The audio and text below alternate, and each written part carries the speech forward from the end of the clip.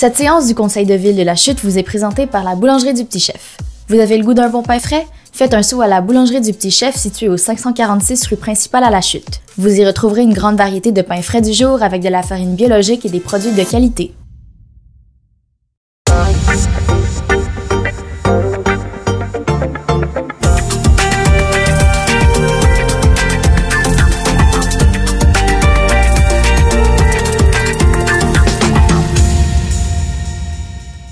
Alors bonsoir tout le monde, bienvenue à la séance ordinaire du lundi 1er août 2022. Donc, au point 2, adoption de l'ordre du jour, nous avons un ajout qui sera le point 16.1 pour autorisation de vente trottoir sur la rue principale. Et nous avons un retrait qui est le 11.5 qui est la signature d'une lettre avec le syndicat. Est-ce que j'ai un proposeur? J'en fais la proposition. Mme Gravel, et pour appui? Je vais appuyer. Mme Filiatro, tout le monde d'accord? Oui. Au point 3, consultation publique. Donc, 3.1, amendement du règlement sur les PPC- numéro 2015-768 afin de prévoir les dispositions pour les usages H3 habitation multifamiliale et H5 projet intégré d'habitation. Nous en avions parlé lors de la dernière séance. Dans le fond, PPC-, ce projet de règlement a pour but de prévoir des conditions pour lesquelles les usages H3 habitation multifamiliale et H5 projet intégré d'habitation seront admissibles au règlement sur les projets particuliers de construction, de modification ou d'occupation d'un immeuble et de prévoir les critères d'évaluation pour les dits usages et qui seront analysés au PPC-. C'est pour l'ensemble du territoire de la Ville de la Chute. Cela, ce que ça nous permet de faire, puis on a la preuve ici parce qu'on a une résolution qui s'en vient, puis je pense qu'il y a des questions dans la salle, ça nous permet d'avoir un meilleur affichage lorsque vient le temps de faire un projet. Ça nous permet d'avoir une meilleure orientation, peut-être un meilleur ajustement pour les critères que les voisins ont besoin, dépendamment des projets. On a plusieurs situations en tête où on sait que le zonage le permettait, mais il y avait certaines modifications qui auraient peut-être été nécessaires pour des projets. Le PPC- nous permet de le faire. Au niveau de la transparence, au niveau du citoyen, bien, c'est une meilleure transparence aussi parce qu'on se doit d'afficher sur le lieu du projet l'ensemble du projet avec des infographies, avec des détails pour aussi annoncer qu'il y aura une consultation publique.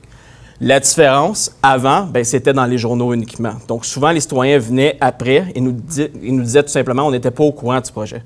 Donc, ici, c'est beaucoup plus transparent pour le citoyen et ça nous permet un meilleur ajustement par projet pour les unités de plus de 4. Donc, tout ce qui est habitation de plus de 4, c'est vraiment là qu'on vient avoir un contrôle. Est-ce que j'ai des questions pour cette consultation publique-là? Là, ici, ça n'englobe pas un projet spécifique ou particulier. C'est pour nous permettre vraiment d'adopter le type de PPC- à la grandeur du territoire. Est-ce que j'ai des questions dans la salle?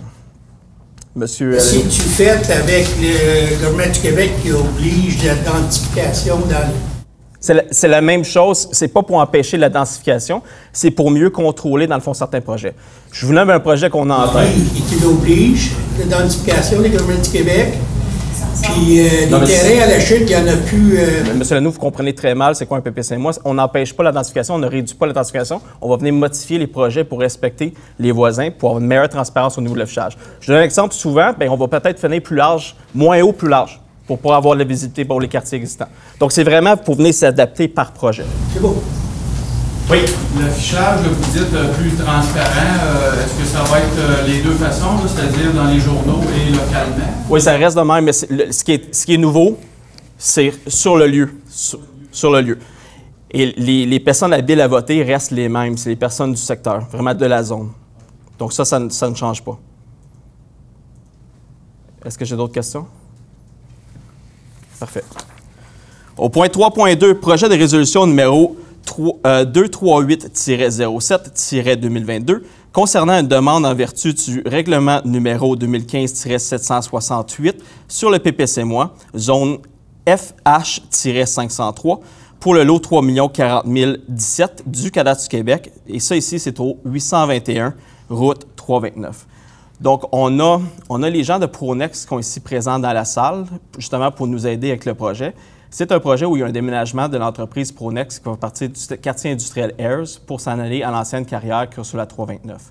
On a plusieurs, on l'avait expliqué lors de la dernière séance, il y a plusieurs modalités au projet. Dans le fond, sur le lot, il va y avoir la démolition d'un bâtiment, construction de bâtiments, construction de l'installation septique, installation d'un conteneur, aménagement de stationnement d'aire de circulation.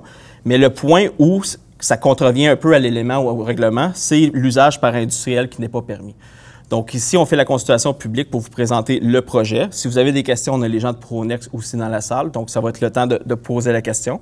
Juste pour vous rassurer, parce qu'on a reçu certaines questions, ici, le but, c'est pas de réactiver la carrière.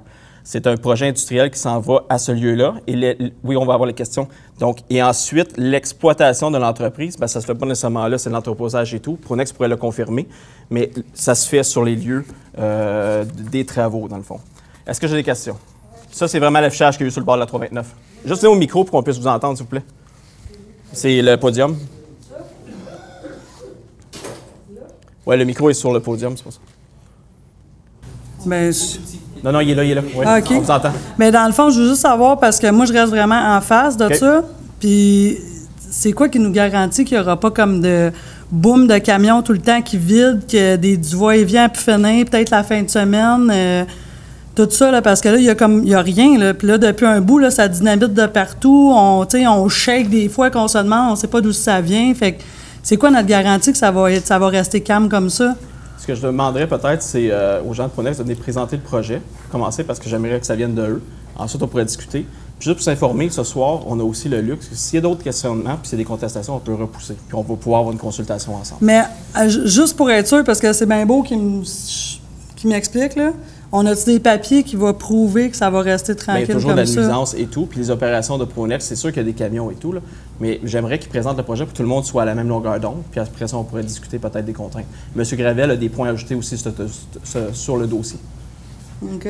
Si vous me permettez, pour le dynamitage, c'est la carrière qui est toujours en exploitation de Sintra, près du lac Sir John L. On a à l'occasion des avis de dynamitage. Elle est en opération, donc ils nous avisent d'avance. Ils ont une obligation de nous aviser, mais il y a encore... Mais nous, on n'est pas avisés. C'est leur procédure obligatoire, il faut qu'ils avisent la municipalité, mais ils nous avisent d'avance, mais c'est pour le lendemain. Fait qu'il n'y a pas vraiment de capacité de l'aviser, puis des fois ils changent, mais ils ont une obligation de nous aviser. Fait que moi, je peux vous confirmer qu'ils en font à l'occasion, ils en ont fait peut-être 2 ou 3 fois cette année. C'est ce que je peux vous répondre. Ça peut vous être demandé, ça, d'aviser les personnes? Bien, c'est parce que ça peut même jouer sur ton eau quand c'est trop proche. Là. Je comprends pas. Tu comprends? T'sais, ça pète, c'est pas tout shake, là. On dirait que c'est à côté. Là. En fait, c'est pas la responsabilité. Au niveau du dynamitage, dans ce contexte-là, c'est le ministère là, qui donne c'est le ministère des Ressources naturelles, si je me trompe pas, qui donne les autorisations là, à une autre étape. Là. Donc, en haut de nous. Mais oui, si jamais c'est un enjeu, on pourrait peut-être avoir une liste d'envoi pour vous dire quand on l'a. Mais parce que moi, c'est vraiment au niveau du bruit, là. C'est vraiment ça qui me stresse. Là. En passant, je travaillais là-dedans, moi, puis j'avais 7-8 résidences privées qui faisaient l'appel. Les avertir que je sautais à telle heure. Je demanderais peut-être aux gens de Pronex de venir expliquer le dossier, si possible, juste pour donner une vue d'ensemble de ce qu'il va y avoir comme opération sur le site. Ça fait 32 ans qu'on existe. Ça fait une dizaine d'années qu'on est au site de la Ayers. On est une entreprise, on embauche environ 80 personnes. On fait des travaux de génie civil. Donc, notre chiffre d'affaires, c'est de construire, faire des chantiers, mais ça va de l'Ontario jusque dans l'Atlantique. On a fait des chantiers dans un grand territoire. Donc, notre gagne-pain, ce n'est pas notre atelier, c'est le génie de notre bureau, parce qu'on a plusieurs ingénieurs à l'interne pour réaliser des projets complexes. Donc, c'est pour ça qu'on se promène dans un grand territoire. C'est des constructions complexes qu'on fait, des barrages. En ce moment, par exemple, on fait un barrage qui n'est pas accessible par aucune route.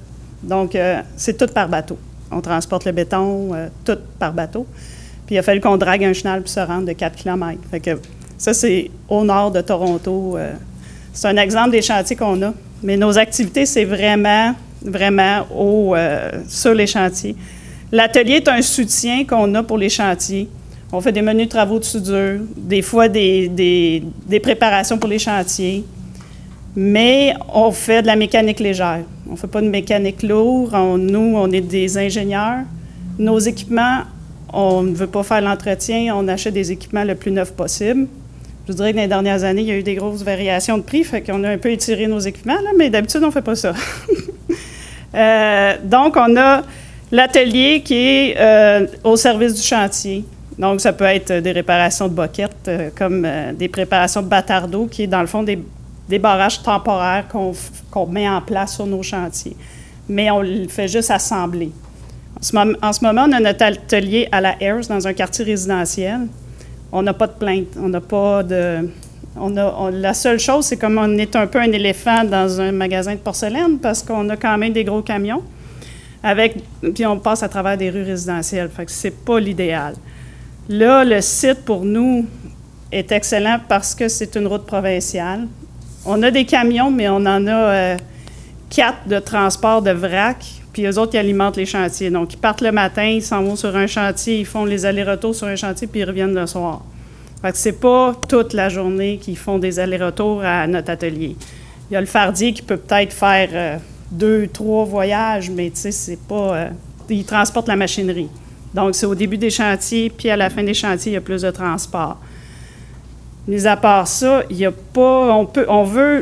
c'est un site quand même qui a été déjà exploité. Il n'y a pas une multitude d'utilisations qui peut en être faite. Puis pour nous, le fait que ce soit un sol sur le roc, c'est l'idéal parce que notre machinerie, on l'entrepose l'hiver. Ça peut arriver qu'on l'entrepose là l'hiver. En général, elle est toujours ses chantiers. Mais c'est sûr qu'on a besoin d'une capacité portante de sol quand même grande. Puis nous, on voulait rester à la chute. On a regardé toutes les possibilités des terrains qui restaient. Puis c'était des terrains qui n'avaient pas de capacité portante adéquate pour nous. Il y a beaucoup d'argile à la chute, je ne sais pas si vous le savez. Donc, on a choisi ce terrain-là. Puis, notre but, c'est pas de déranger, c'est de s'intégrer dans un site qui n'a pas un potentiel énorme. Là. On ne peut pas faire un développement résidentiel dans ce site-là parce que c'est sur le roc vif une grande partie. On ne veut pas arriver et tout déboiser non plus, on veut la garder, la forêt. Donc, notre raisonnement autour du développement, c'est d'optimiser le petit ruisseau qui est là pour que nos employés de bureau aient un accès pour l'heure du lunch. On veut faire une garderie pour nos employés seulement. On est tourné vers ce qui s'en vient. On sait que les camions vont finir par être électriques. On a déjà l'entrée électrique. On prévoit déjà tous nos conduits souterrains pour avoir tout le filage électrique. On veut faire ça de façon aussi à optimiser l'énergie. On a de l'équipement. On veut faire de la géothermie, même si c'est discutable mais le fait qu'on ait les équipements, nous, c'est plus rentable, mais ça réduit de beaucoup la consommation d'énergie. On veut que nos employés aient un environnement sain aussi, puis qu'ils soient confortables pour travailler, parce que l'atelier, ça demande... on a acheté un pot roulant pour que ce soit... ils manipulent des pièces quand même des fois très grosses. Donc, on veut sécuriser nos employés parce qu'en ce moment où on est installé, c'est désuet. Donc, c'est tout ça, notre projet. Puis, il peut y avoir des fois, pendant la construction, ça va être le moment qu'il va y avoir le plus d'achalandage. Parce qu'il va y avoir, c'est sûr, la machinerie qui va bouger en permanence, mais le montage, la structure métallique, puis en fait, c'est un atelier puis un bureau qu'on fait, le gros de la construction. Il y a un petit pont piétonnier qu'on veut réhabiliter. Bien, l'ancien pont de la carrière, en fait, qui est rendu juste des structures d'acier qui est plus... on ne peut plus circuler dessus, mais nous, on veut le réhabiliter pour faire un accès de lunch pour nos employés au-dessus de la petite rivière. Donc, ça va être un pont piétonnier. Mais la partie boisée sur le bord de la 329, on le garde intact. Puis la façon que le terrain est positionné puis où on veut s'installer, c'est plus bas que la route. Donc, il n'y aura pas de visibilité de nos activités. Le seul désavantage, c'est peut-être plus apte au vol, mais ça, on prend le risque. Puis notre but, je sais qu'il est beaucoup utilisé par les gens autour pour prendre des marches avec les chiens. On ne veut pas mettre le monde dehors pour ça. C'est pas parce qu'on s'installe que le terrain, on l'a acheté, mais je pense qu'on ne peut pas tout chambouler l'environnement parce qu'on arrive avec notre installation. Oui, une question est faite pour le monde qui reste là. L'entrée et sortie, c'est en taille battue. C'est pas en asphalte. C'est en asphalte? C'est en asphalte que toujours le trouble avec la poussée. Là. Mais s'il y a de l'asphalte là, c'est fabuleux qu'il y ait. Bien, il y a de l'asphalte, puis en plus, l'entrée est large. Fait que les camions, là, quand l'entrée est pas assez large, il faut qu'ils avancent, qu'ils reculent. Ça devient dangereux, ça devient une source de bruit. Mais là, on est capable de faire avec un gros camion parce que il faut qu'on respecte des normes quand même strictes pour le camionnage. Puis au printemps, quand on transporte nos grosses machineries, le train, il y a 100 pieds de long qu'il faut transporter sur la route. Mais là, il n'y a pas de problème à tourner. Mais imaginez-vous, sur la rue Hamford, quand on tourne avec la voie ferrée, c'est pas vivable pour nous, là, tu sais. Donc là, c'est nous, on a tout étudié ça. Quand on a regardé le terrain, on a vu qu'il était libre, puis on l'a vu, un développement pour nous qui était juste le bon endroit. Avez-vous des questions? Ben moi, je veux juste pas qu'il y ait des bruits. Je m'en fous. Qu'est-ce qu'il y a là pour elle? Ben regarde, c'est un bureau puis un atelier, puis on a fait une étude de son. Donc là, on sait c'est quoi le son qu'il y a actuellement. Puis on sait, là, c'est que le son qu'on génère avec une pelle mécanique est en dessous. Pour les maisons à proximité, on a eu des capteurs au lac à la Fontaine, puis la maison qui est juste en face de la sortie. Puis on ne génère pas de plus de bruit que qu'est-ce qu'il y a en ce moment. Non, mais là, c'est sûr qu'il n'y a pas de cognage de rien. Non, non, mais il n'y a pas... S'il n'y a pas de cognage puis de vidage de troc, puis ça finit plus, là... Mais y a-t-il de quoi qui nous garantit ça, que ça va rester de même? Bien, c'est sûr qu'il y a une activité, là. C'est sûr qu'on ne sera pas assis dans un bureau toujours, là, mais on ne fera pas de dynamitage du tout, là. C'est pas le but, là. Il n'y a pas de boom, il n'y a pas... Ben, ça, non, pas à pu finir. Il peut arriver qu'un camion de temps en temps à la fin de la journée ou quelque chose comme ça, mais pas sans cesse. Bien sûr, ça va-t-il être écrit à quelque part que ça va rester de même? Moi, c'est sûr, je veux savoir. Ça veut dire, on va avoir une preuve de ça, que ça reste comme ça? Ou Bien, c'est parce que le but, c'est pas une carrière qu'on exploite, là. On s'installe nos bureaux. En ce moment, à la Ayers, on n'en génère pas de camions. Non, mais on n'en génère pas. Je sais pas, je reste pas là. Non, c'est ça, mais on a une historique, tu sais, de ce qu'on fait. Tu sais, je te dis pas que ça arrivera jamais, mais ça peut arriver, mais dans une courte période, là. Peut-être 2 jours. Ce que tu m'annonces, c'est qu'il peut y avoir du bruit en salle pendant un bout. Non. Je vous dis que pendant la construction, c'est là que ça va générer le plus de bruit. Parce qu'il y a des bâtiments qui vont être construits. C'est ça va brasser. Bien, c'est juste pour la construction du bâtiment, mais après, il va y avoir moins de bruit. C'est comme dans tous les chantiers. Une garantie, ben, c'est ça, je prends note de votre inquiétude pour le bruit. Ça, c'est des notes que nous, on doit prendre sur une consultation publique. Les motos, non, je le sais. Je sais très bien. Mais c'est le but de la consultation publique. Là, je dois prendre note de vos... Donc là, je prends note qu'il y a une inquiétude pour le... Parce que moi, ça ne me dérange pas, tu sais, un garage ou quoi, je sais, là, c'est normal. Là, des heures de semaine de travail, ça ne me dérange pas, là. Mais si ça commence à... Parce que je sais pas si tu as déjà entendu des boîtes de truck qui cognent dans ce là.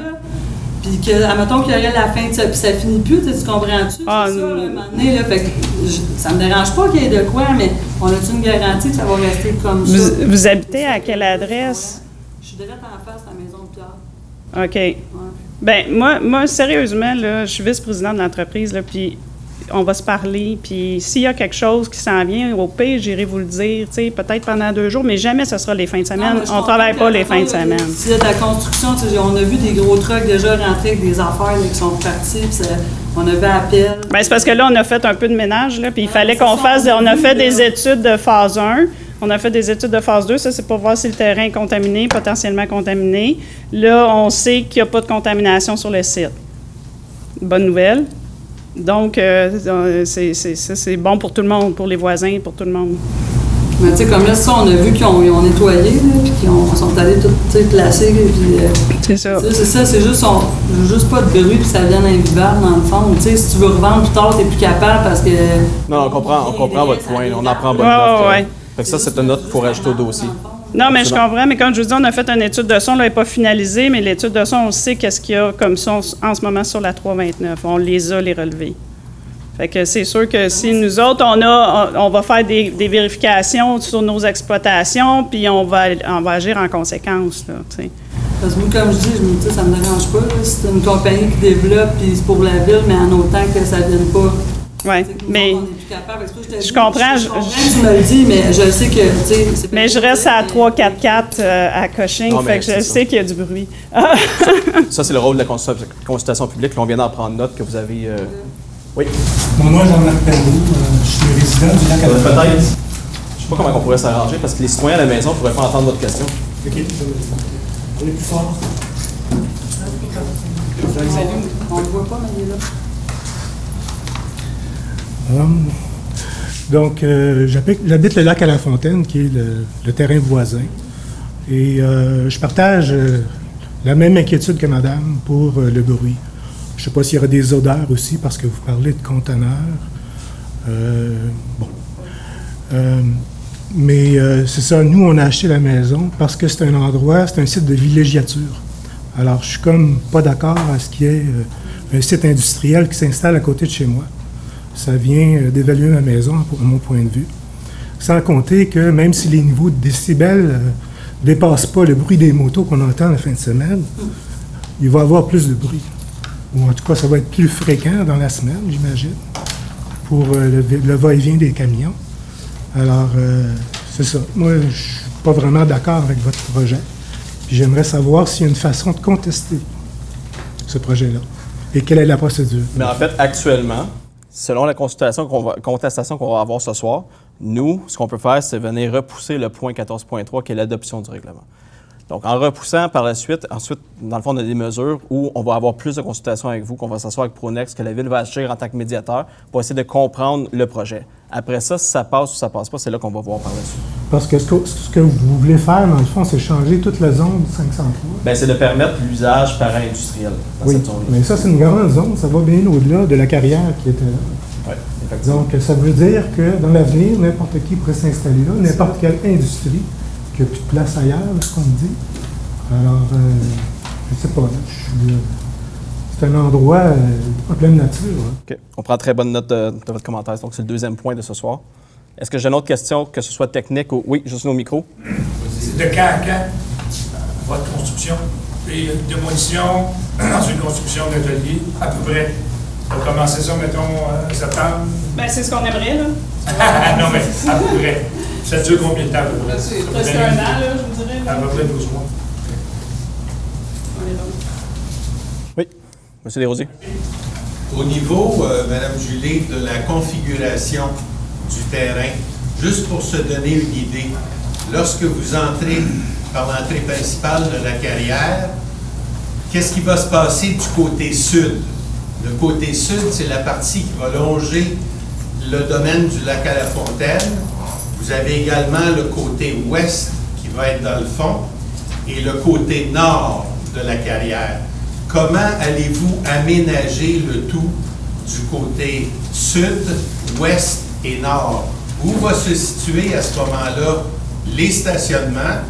Où va se situer votre bâtisse pour l'atelier et les bureaux administratifs sur cette configuration? Ce que je ferais, c'est que j'arrêterais ça immédiatement parce que ça commence à être des questions très techniques. Puis je pense pas que c'est le lieu actuellement d'y répondre. Donc, ce qu'on va faire ce soir, c'est qu'on va repousser, comme je viens de dire, la résolution 14.3. On va organiser une rencontre avec les gens du secteur qui ont une habilité à voter pour le secteur, où la Ville va participer, Pronex va participer et vous. Donc, les gens de l'association aussi pour du lac. Parce que je pense pas que c'est ce soir qu'on va répondre à toutes les questions, puis ça commence à être très technique. Puis je respecte vraiment vos opinions. Puis je me rends compte qu'il y a une certaine contestation pour le projet. Donc, actuellement, le point 3.2, on n'ira pas plus loin. On va repousser le point 14.3. Donc, on le retire tout simplement. Et on va vous contacter. Il faudrait peut-être prendre vos coordonnées d'ici la fin de la séance avec M. Gravel. Puis la Ville va organiser la rencontre prochainement. Est-ce que ça vous va? Oui. Parfait. Juste une question. Oui. Quand vous dites dézoné para-industriel, oui. On voit un petit triangle bleu. Et toute la zone deviendrait para-industrielle. Pour permettre l'activité para-industrielle selon certains critères, oui. Un précédent du développement, ça? Bien, c'est ça l'enjeu de zoner puis dézoner. Il y a des gens qui pensent qu'on peut le faire pour un projet spécifique, il faut le faire pour la zone entière. Donc, c'est certain que si on vient dézoner pour permettre l'usage para-industriel pour ce petit secteur-là, le petit point bleu, bien, on le permet aussi pour le reste de la zone. Donc, ça, c'est des questions qu'il faut éclaircir. Je pensais comprendre. Non, mais vous le comprenez très bien, oui. Parce que sinon, ça devient un spot zoning. Voilà. Ben, je pense qu'on a d'autres conversations, discussions à avoir. Donc, M. Gravel, vous allez prendre les coordonnées, on va organiser la rencontre. On va passer une feuille avec nom, numéro de téléphone, coordonnées, courriel pour qu'on puisse convoquer les gens. Ça va être facile.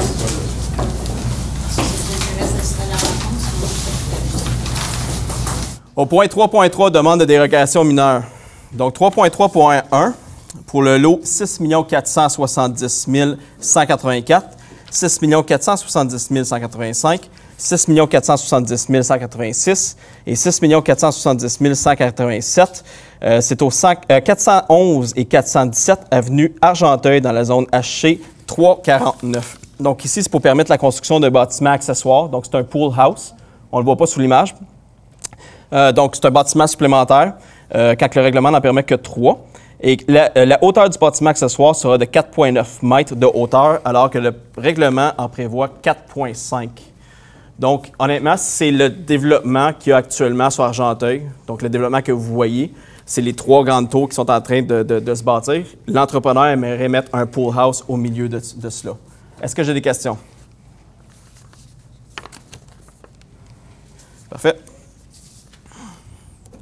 Au point 3.3.2 pour le lot 3 039 017 au 495 avenue Béthanie dans la zone CA 410-1. Donc, ici, c'est pour autoriser 5 en 5 sur marquise alors que le règlement en prévoit une seule. M. Gravel, je vous demanderai de changer l'image, s'il vous plaît. De permettre la superficie maximale autorisée soit de 5,94 mètres carrés sur marquise alors que le règlement prévoit 3 mètres carrés. Donc, c'est la station-service Crevier que sur Béthanie. Il veut venir changer ses enseignes, il veut afficher marché. On sait aujourd'hui, tous les dépanneurs de station-service ont marché express. Ils veulent venir le rajouter. C'est une enseigne qui est jaune à l'intérieur des marquises. L'enjeu ici, tout simplement, c'est que notre règlement d'urbanisme, il n'y a rien qui encadre ça nécessairement. Donc, on doit venir faire une dérogation. C'est peut-être de quoi qu'on devrait se positionner dans le futur, là. Mais ici, c'est simplement un remplacement des affiches existantes. Des questions? Parfait.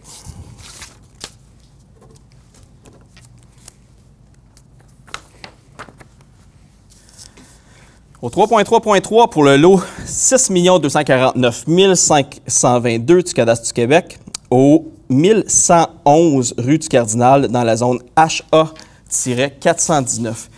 Donc ici, c'est afin d'autoriser une marche latérale de 2,5 mètres alors que le règlement exige 3,5 mètres. Donc, tout simplement, ici, c'est un logement accessoire qui est dans le sol, mais en fait, c'est un... juste trouver mon terme, pardon, j'ai oublié mes notes, là. C'est un bachelor, merci. Donc, il a été installé. L'entrepreneur a oublié de vérifier ou valider la marge nécessaire. Donc, il est inférieur à ce qui est requis par le règlement. Donc, il est à 2,5 lorsque le règlement demande 3,5. C'est déjà construit. Est-ce que j'ai des questions? Okay. Pour le lot 5 447 212 au 13 rue Moreau dans la zone HA-331.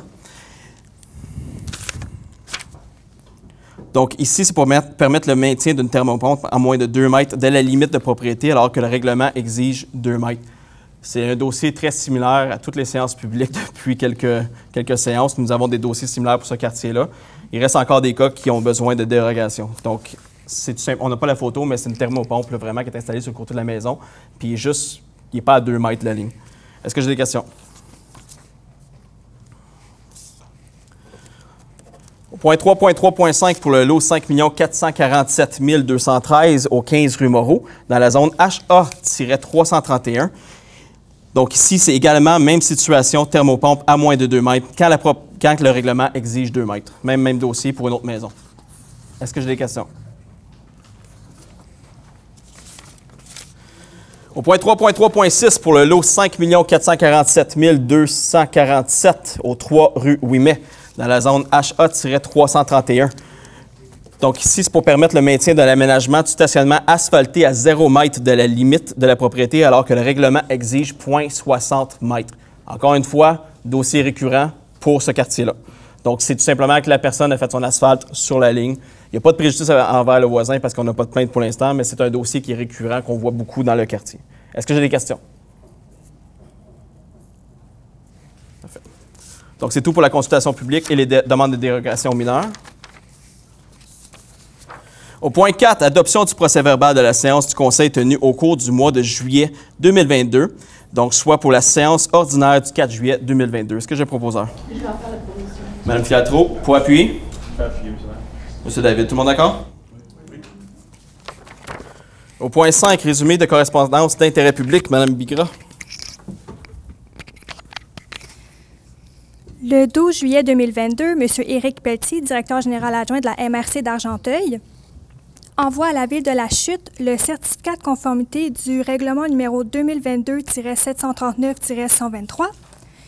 Le 12 juillet 2022, M. Richard Villeneuve, directeur de l'accompagnement et des finances municipales du ministère des Affaires municipales et de l'Habitation, envoie à la Ville de la Chute l'approbation du règlement numéro 2022-852 de la Ville de la Chute pour un emprunt d'1 million de dollars. Il s'agit d'un Il s'agit d'un règlement décrétant un emprunt d'1 million de dollars pour des travaux de réaménagement dans les parcs et les espaces verts. Et finalement, le 27 juillet 2022, M. Éric Pelletier, directeur général adjoint de la MRC d'Argenteuil, envoie à la Ville de la Chute les certificats de conformité pour les règlements numéro 2022-739-124, numéro 2022-739-125 et numéro 2022-739-126. Merci.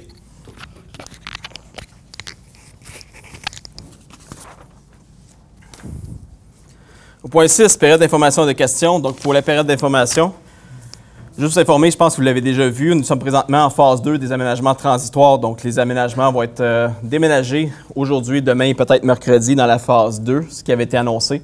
Donc, on vient passer des aménagements installés sur le côté, dans le fond, sur les bordures où il y a les commerces. Et on vient les installer tout simplement au terre-plein dans une section plus courte.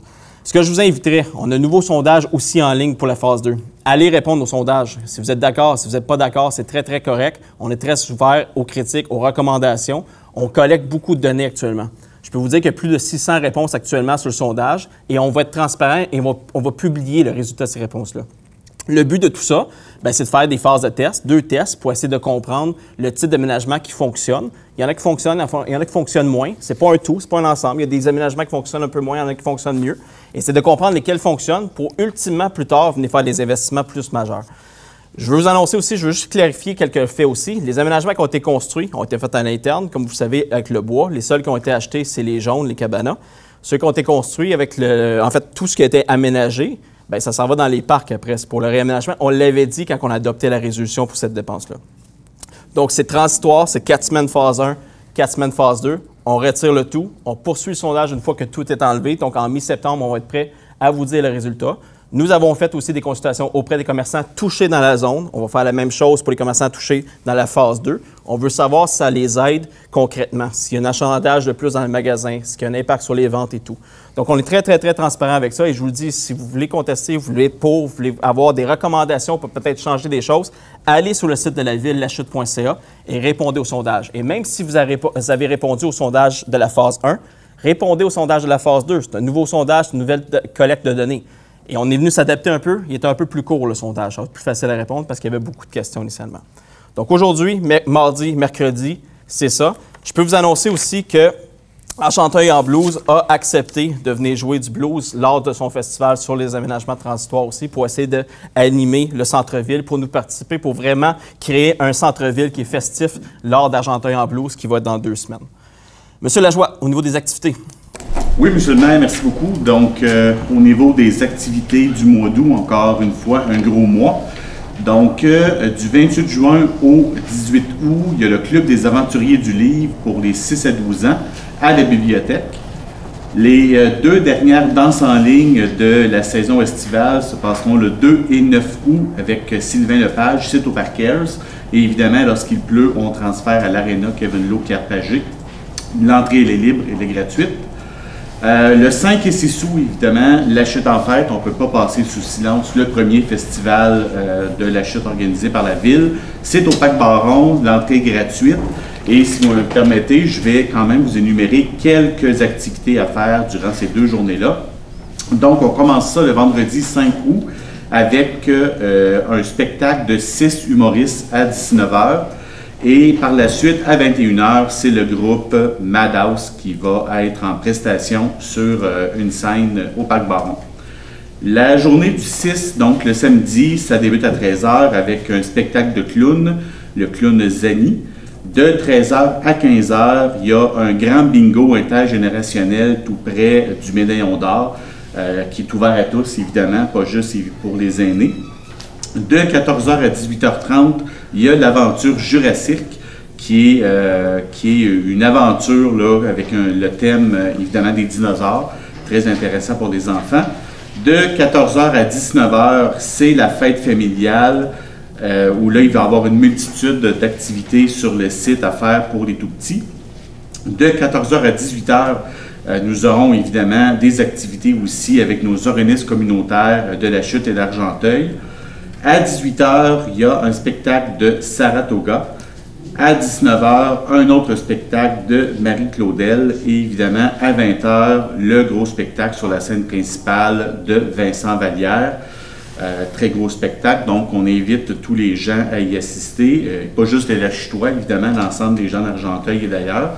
On doit mentionner aussi qu'il y a une navette qui va passer à tous les 10 ou 11 minutes au travers la ville de la Chute. Donc pour les gens, évidemment, qui ne veulent pas prendre leur voiture, parce que vous allez le voir tantôt dans la résolution, on va évidemment limiter le stationnement aux abords du site.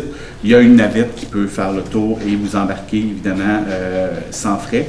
Et il y a aussi une zone nourriture là, pour les gens qui ne veulent pas se déplacer sur la rue principale, mais on encourage les gens à aller aussi déguster les produits sur la rue principale de nos commerçants, de nos restaurateurs. Donc, je continue avec le restant des activités. Le 8 août, c'est l'heure du conte pour les 3 à 8 ans.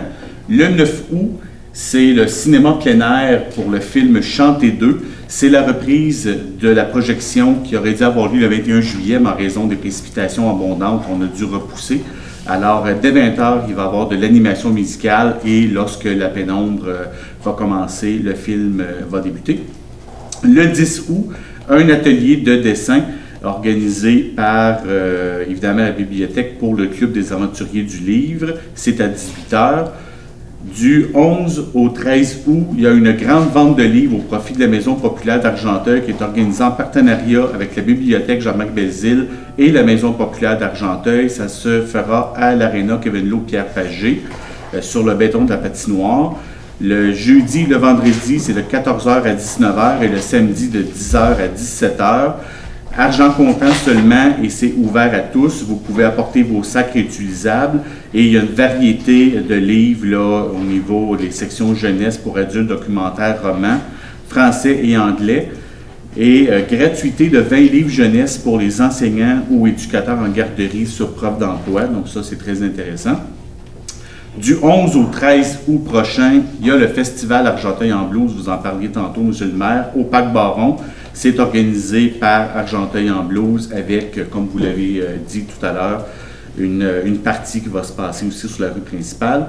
Le 18 août, c'est la soirée de clôture du Club des aventuriers du livre à 18h. Le 20 août, c'est le rendez-vous aérien de 10h à 16h. Ça aussi, c'est une tradition à la Chute, à l'aéroport, organisée par l'Association des propriétaires et pilotes de l'aéroport de la Chute, au profit, cette année, de la Maison de la famille au cœur des générations d'Argenteuil. Le 21 août, heure du conte en mouvement avec Karine Morrison à 10h30 pour les 5 à 8 ans. Le 27 et 28 août, c'est le CDC du club soccer Lynx de la Chute sur les terrains du soccer situés sur les sites des écoles secondaires Leving et Laurentian, ainsi que sur les terrains de Luxor. C'est des matchs régionaux Laurentides, catégorie U8 à U12. Et finalement, le 2 septembre, c'est le dernier cinéma plein air au Parc Baron, le film Les Méchants, l'entrée libre, gratuit à tous. Et voilà pour le mois. C'est le retour des activités, hein? C'est il y en a. Un 8 par 14. Juste pour apporter quelques précisions, vous avez dit une navette. C'est 3 navettes qui vont circuler pour la Chute en fête. Donc, on a une navette en temps plein aux 10-15 minutes qui va circuler du Parc Baron à l'Aréna. Donc, on encourage fortement les gens à les stationner à l'Aréna si vous voulez avoir de la place, si vous ne voulez pas vous casser la tête. Et la navette va circuler toute la journée pour les deux journées, aux 11 ou 15 minutes. Les 2 autres navettes, c'est le circuit normal dans la ville, tout simplement, qui va avoir un arrêt très spécifique devant le Parc Baron. Aussi, demain, M. Lajoie, vous l'avez mentionné, on a 6 humoristes pour le vendredi. On va annoncer nos 2 humoristes surprises demain. Donc, très, très hâte de pouvoir vous annoncer 6 humoristes. C'était tout pour les points d'information. Est-ce que j'ai des questions dans la salle? Monsieur Lanoux. Monsieur le maire, bonjour. Peux-tu me donner un chiffre, combien ça coûte, les aménagements de la Grande Rue avec les tandems inclus? Bien, nous, on s'est engagé, vous étiez là dans la salle, on a mis un 200 000 de budget pour tout ce qui est aménagement. On le respecte actuellement. Donc, on est à peu près à ça, mais il reste à accomplir certains chiffres. C'est sûr que là, on a un autre déménagement, mais on est à peu près dans ce qu'on avait dit. Ça, honnêtement, c'est à cause qu'on l'a fait à l'interne. Si on était allé à l'externe, on n'aurait pas respecté le budget du tout. Okay, c'est beau. Monsieur le maire, M. Larose, il se promène à la Chute, puis il dit à le monde que j'ai eu des téléphones au Tim Hortons que c'est l'ancienne administration qui sera responsable pour ça. S'il vous plaît. Responsable de quoi? Pour les aménagements à la Grande Rue. s'il vous plaît, jamais j'aurais voté pour ça. Dans les packs, oui, mais pas sa grande rue. M. Larose, il se promène, il va sur sa rue à lui, d'autres rues, puis il dit que c'est la faute de l'ancienne administration. Avez-vous une question, M. Lanoux? Je te demande de ne pas impliquer l'ancienne administration. Ben, moi, je n'ai jamais impliqué publiquement. Regardez les points de presse, regardez mes articles dans les journaux, regardez les entrevues que j'ai faites à CIM. Moi, je ne l'ai pas dit. Oui, mais là, vous me parlez à moi. Là, vous me parlez à moi. Est-ce que vous avez une question, M. Lanoux? M. Lanoux, est-ce que vous avez une question? Oui, monsieur. Parce que vous aussi, vous avez déformé bien d'informations sur le terrain, on s'entend. Oui, correct. Ouais. Vous avez combien de pancartes avec la vitesse? Il indique la vitesse à la chute. Il y en a 6, 7? Il y en a 10, je crois. 10? Les pancartes numériques qu'on indique? Pas 10. 7-8. OK. Je peux-tu demander, il y en a 5 là, au bord du pont, puis les autres sont où?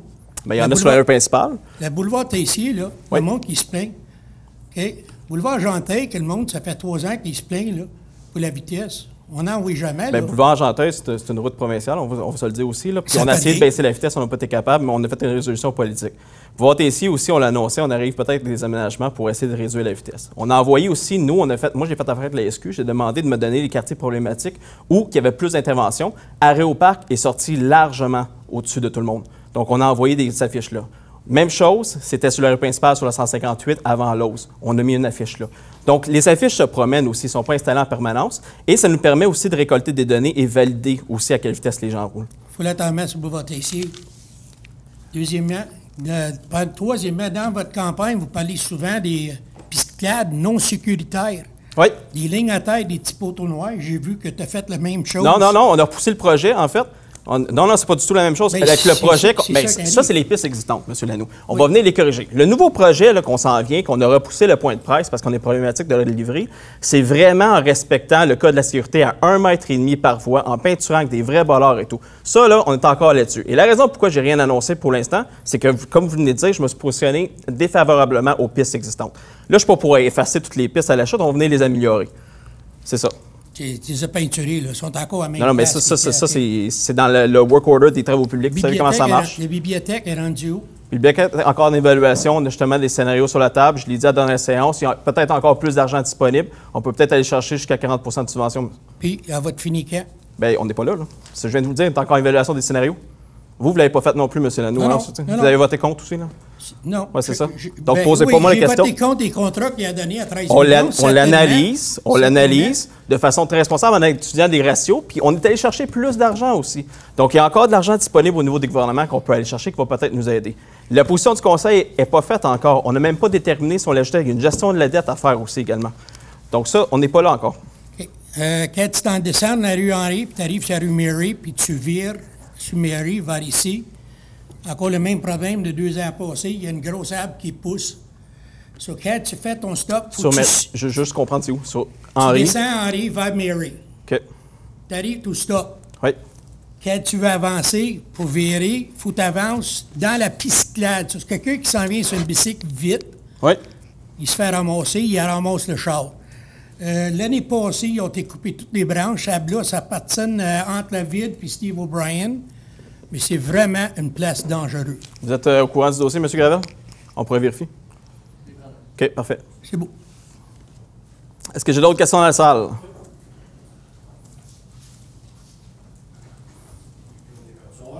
Bonsoir. Aujourd'hui, j'ai emmené une lettre. OK. Je ne sais pas si vous l'avez reçue pour les zonages 407. Oui, on est en recherche actuellement. On voulait vous répondre de façon très technique. Je n'ai pas la réponse. Je l'ai reçue, moi, en fin de journée. Puis on a des recherches à faire au niveau de l'urbanisme. Mais je pense qu'on était pour répondre demain. Ouais, vous êtes au courant de ce que je veux vous parler, votre lettre, oui, je l'ai reçue. Avec la 402, oui, vous l'avez déposée à l'Hôtel de Ville, je l'ai reçue. OK. Oui. Donc, on n'a pas moyen d'en parler? Non. Bon, OK. Nous, ce qu'on veut, écoutez, on ne veut pas vivre, avoir des blocs appartements derrière nos maisons, comme qui y arrivent sur la rue des Frênes, et sur la rue des Épinettes, et sur la rue d'Élisabeth. Ces personnes-là, ils ont perdu leur intégrité, leur vie privée, et une valeur sur leur maison. Nous, on ne veut pas vivre ça, là. Il y a une table à dessin, des fois, qu'un crayon, si on peut faire quelque chose pour aménager ça. On ne veut pas avoir un bloc appartement à 50 pieds de ma maison. On ne veut pas ça. Puis je ne suis pas le seul, là, on est plusieurs, là. On comprend très bien. Comprenez-vous? Oui, absolument. Je ne pense pas qu'il y a quelqu'un ici dans votre conseil qui aimerait avoir un bloc appartement. Non, on est d'accord. Puis ce que j'ai présenté tantôt... Surtout, excusez, là, mais juste en face du cimetière, là, derrière, là, le dossier que vous me dites... C'est dégueulasse. Je sais, mais le dossier que vous me dites, je l'ai présenté comme exemple pour le PPC-MOI lors de la dernière séance. Vous savez, c'est 3 blocs de 4 étages. Un PPC, là, c'est zoné en conséquence qui permet le 4.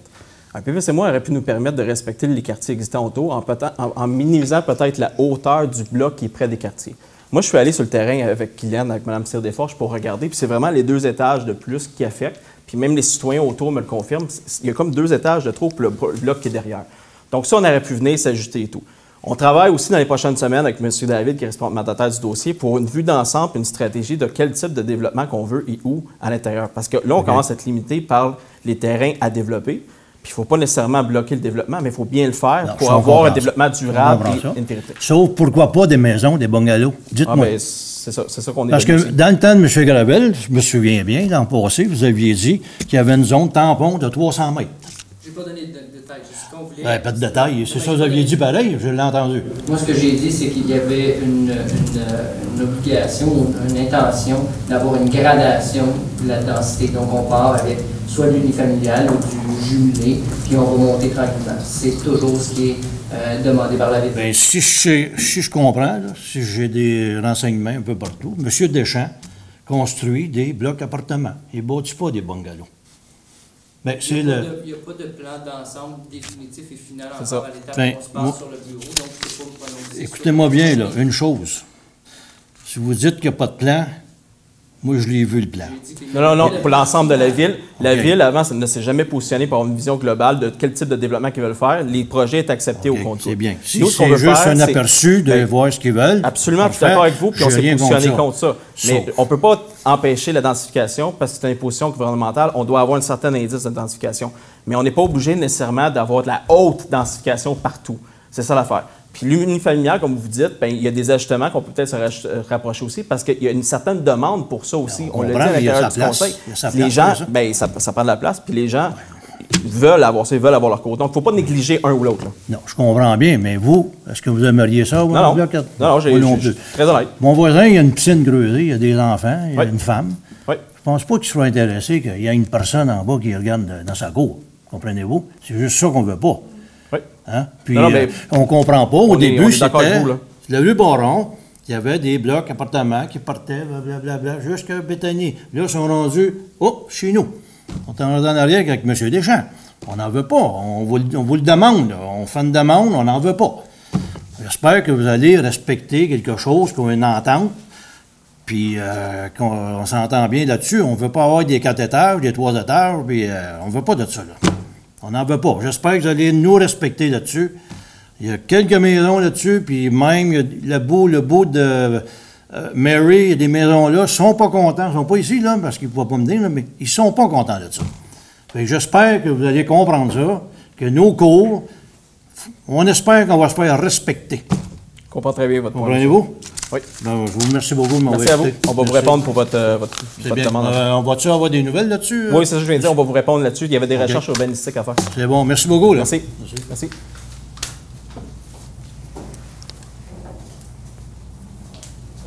Bonjour. Moi, je m'appelle Daniel. Je demeure aussi sur la rue des Ormes. C'est juste pour complémenter peut-être ce que Joe a dit.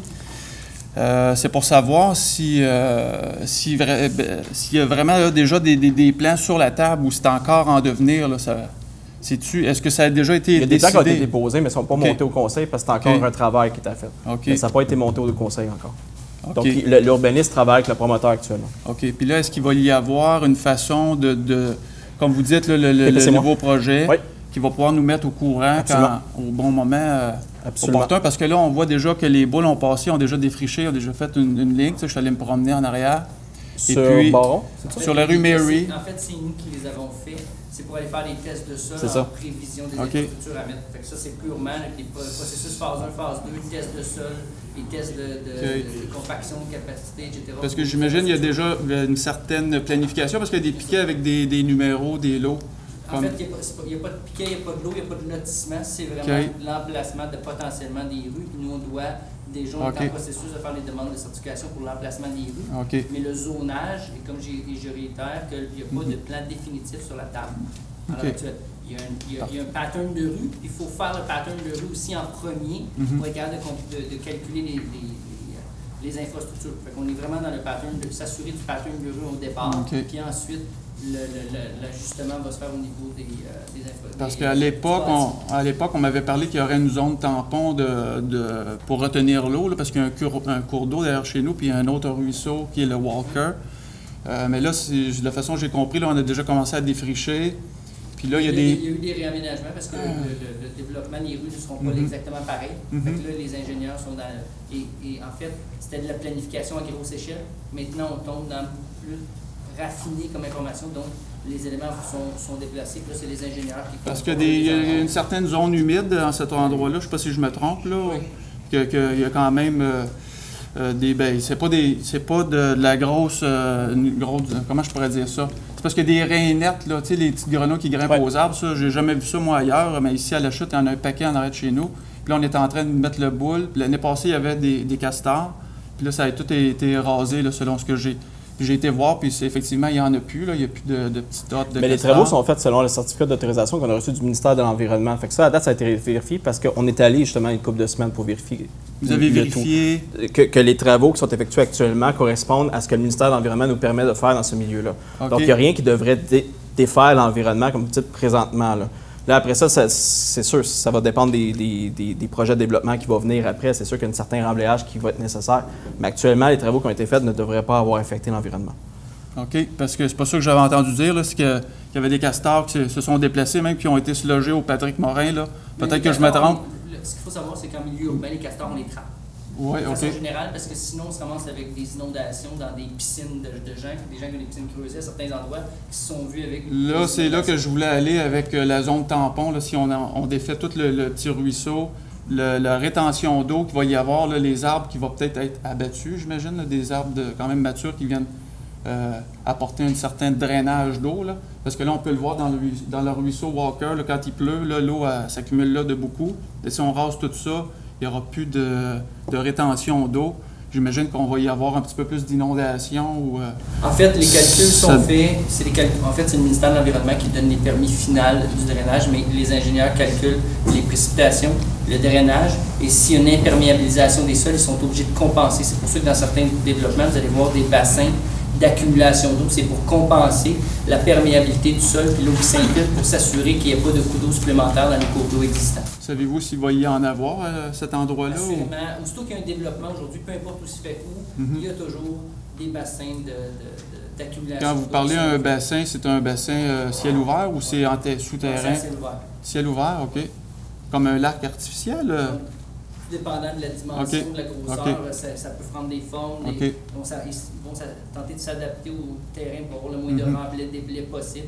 Dans le dossier en arrière de votre secteur, il y a aussi un fossé à un endroit qui va devoir être relocalisé parce qu'on veut réaménager un vrai cours d'eau. Fait qu'on est aussi là-dedans. Donc, de la bonification au milieu environnemental. Bon, j'imagine qu'on va avoir plus de renseignements, de détails prochainement.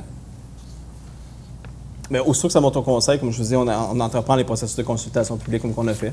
Vous allez être informé de tout le dossier avant les débuts des travaux. Là. Parce que, tu sais, je répète un peu ce que Joe a dit, mais tu sais, notre vie privée, on l'a toujours eu. Ça fait quand même 16 ans que je suis là. Je comprends qu'un jour, il allait y avoir un nouveau développement, mais quand même de respecter peut-être cette gradation-là, comme vous avez dit, l'uniformité, d'avoir une certaine continuité de notre vie privée puis de respect pour les gens. Merci. Parfait, merci à vous. Est-ce que j'ai d'autres questions?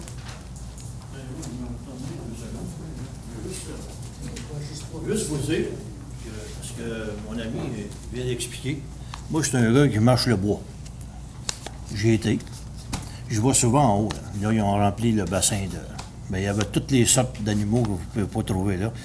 Puis derrière chez nous, on a des arbres fruitiers. L'hiver, c'est des gros becs des sapins qui viennent là. Ça, c'est rare qu'on voit ça. Ils viennent manger les pommes. Puis... Mais si on commence à détruire la faune, c'est ça, puis le fun. Pour faire le but, c'est pas de raser détruire la faune. On a un conseil qui est très respectueux de l'environnement. Là, on a justement des bons mandateurs. En fait, on a créé le premier comité de développement durable de l'histoire de la chute. Là, on a commencé à siéger. Ouais. Donc, ça, je peux vous garantir. C'est certain que si nous, on se rend compte au conseil que ce qui est inscrit dans le certificat d'autorisation du ministère, c'est pas respecté, mais là, on va agir. Là.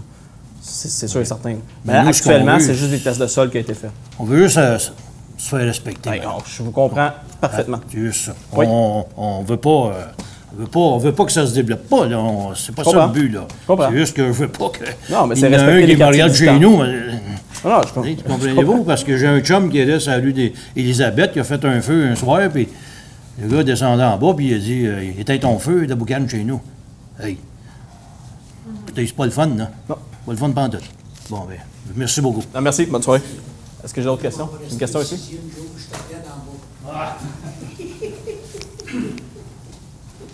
Bonjour, monsieur. Bonjour. J'ai appelé une couple de fois. Mon nom, c'est Marc Saint-Jean. Je reste à rue Blériot. Oui. Puis là, même pas 15 minutes, là, c'est une piste de course entre la Fève principale, sur la Fève en direction de la rue principale, puis Blériot. Il y en a un qui vient de faire virer tout à l'heure, il n'a même pas 15 minutes. Là, vous avez juste à aller le voir. Les traces sont fraîches. Puis deuxièmement, mais quand est-ce qu'on va avoir de l'eau qui ne sera pas embrouillée dans la ville? Bien, je l'ai vu votre dossier, j'essaie de vous rappeler à quelques reprises aussi. Puis je pense que M. Lajoie vous a parlé longuement. Là. Mais dans le fond, au niveau de l'eau pour le quartier, on n'a pas nécessairement de plainte d'eau. Il y a une problématique sur une 6 ou 10 maisons sur Blériot en tant que tel. Mais le quartier en tant que tel n'est pas affecté par la qualité de l'eau. On a eu des tests là, qui ont été faits suite à des interventions. Puis l'eau est très, très propre dans ce quartier-là. On a des problèmes à d'autres endroits dans la ville qui est très, très connu, là, que je veux dire qui a été très public. Là. Mais spécifiquement dans votre quartier, on n'a pas eu, sauf pour 6 ou 10 maisons. Même que, dans le fond, la recommandation a été aussi de tester au niveau des tanks à eau chaude là, dans le quartier. Puis il y a des gens qui l'ont fait, puis ça a corrigé le problème. Pour ce qui est de la piste de course puis la vitesse, bien, vous voyez, on a installé des affiches, on a installé une réduction de vitesse dans ce coin-là, on essaie d'agir. Oui, le problème actuellement, c'est que tu transportes l'eau qui doit circuler, je ne peux pas mettre de dos down où on veut. Monsieur le maire, écoutez, là, vous prenez une rue là, comme ça, parce qu'il y a des enfants. Là, 3 semaines, c'est à la rue Blériot, il y a un enfant qui s'est fait frapper. Au coin de Grenoble-Blériot. Il y a un enfant qui s'est fait frapper. Ils n'ont pas fait venir la police. Le père a pris l'enfant et il est allé l'amener tout de suite à l'hôpital. Qu'est-ce qu'il faut attendre? Qu'il y en ait un qui se fasse tuer ou quoi? Bien, c'est pas ça qu'on dit, monsieur. Puis honnêtement, on a agi comme je dis, on a fait l'affiche, on arrive avec un plan. Ensuite, on essaie aussi de sécuriser la traverse parce qu'on sait qu'on a eu un problème au niveau de la traverse. On l'a déplacé, puis la piste cyclable, on va essayer d'aider. Parce que nous, le plus de plaintes qu'on avait, c'était à ce secteur-là. Donc, on a agi à ce niveau-là. Mais vous savez, il y a du transport lourd sur cette rue-là, puis ça nous complexifie la vie pour ce qu'on peut mettre. Je ne peux pas mettre de dos down, je ne peux pas rétrécir comme qu'on veut. On aimerait l'améliorer, ce quartier-là, mais c'est un peu difficile. Mais vous avez vu les actions qu'on a entreprises, même dernièrement, lorsqu'on a installé... Pensez-vous qu'une pancarte de 40 km pour faire un analyse? C'est pas juste la pancarte, c'est aussi... une casquette en non, parce qu'on récolte les données et on a vu une réduction de la vitesse. Sur Blériot, on a vu une réduction de la vitesse également de beaucoup. Les gens ont parti 60 km/h à 47 km/h. C'est de continuer ces actions-là qu'actuellement. C'est le seul pouvoir qu'on a actuellement sur une rue qui a du transport lourd et industriel de ce type-là.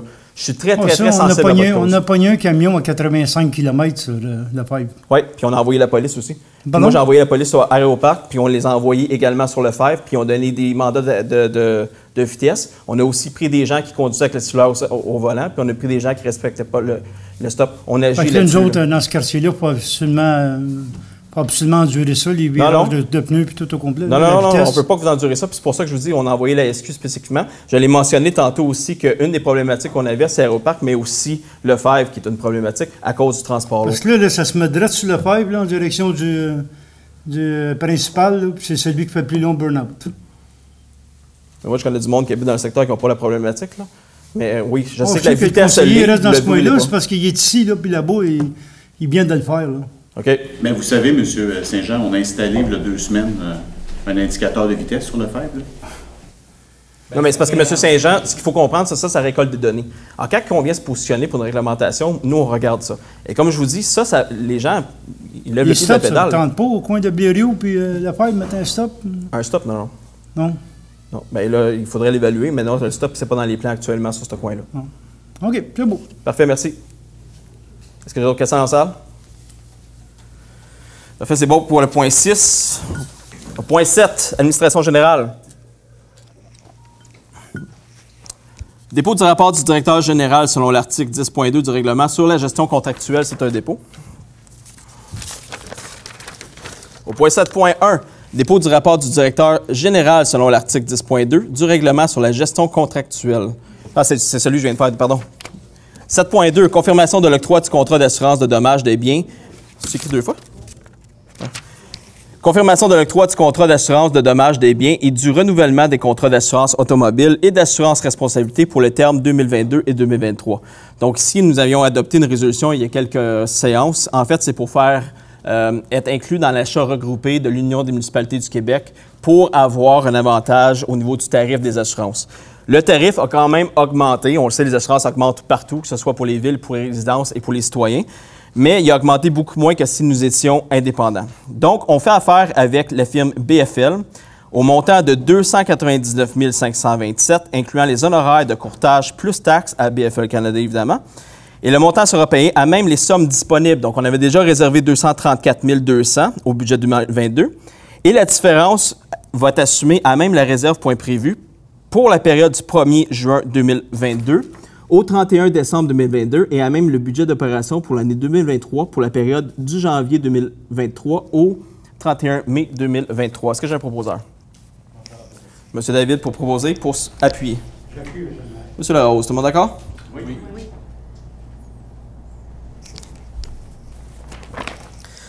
Au point 8.1, dépôt par la directrice service des finances et trésorerie du rapport financier et du rapport du vérificateur externe pour l'exercice financier de la Ville terminé le 31 décembre 2021. Donc, c'est un dépôt.